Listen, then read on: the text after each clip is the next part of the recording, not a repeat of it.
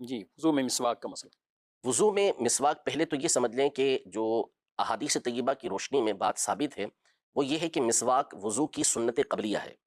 وضو سے پہلے کرنا یہ سنت مبارکہ ہے۔ یعنی وضو بعد میں سٹارٹ ہوتا ہے۔ جی، پہلے جو ہے وہ مسواک کو دھو کے مسواک کرنے کا جو طریقہ کار ہے اس کے مطابق مسواک یہ کی جائے گی، پھر اس کے بعد وضو کو اسٹارٹ کیا جائے گا، شروع کیا جائے گا۔ یہ کئی احادیث طیبہ سے امام اہل سنت رحمۃ اللہ تعالی علیہ نے فتاوی رضویہ شریف میں ثابت فرمایا ہے، اور احادیث طیبہ میں جو طریقہ کار مذکور ہے اس کی روشنی میں یہی بات واضح ہوتی ہے کہ نبی پاک صلی اللہ علیہ وسلم وضو کرنے سے پہلے مسواک فرمایا کرتے تھے۔ نمبر ایک بات یہ پہلے کی جائے گی، اور دوسرا یہ کہ جو مسواک ہے ویسے تو یہ سنت غیر مؤکدہ ہے، یعنی اگر کسی نے نہ کی تو اس صورت میں اس کے اوپر کوئی عتاب نہیں ہوگا کہ مستقل نہ کرنے کی وجہ سے اس کے اوپر کوئی گناہ کا حکم لگایا جائے، ایسا نہیں ہوگا۔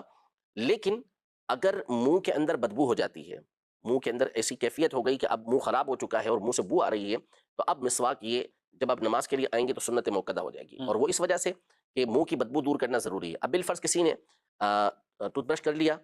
اور پھر اس کے بعد اس نے صاف کر لیا اپنے منہ کو، تو اب منہ کی بدبو چونکہ دور ہو چکی ہے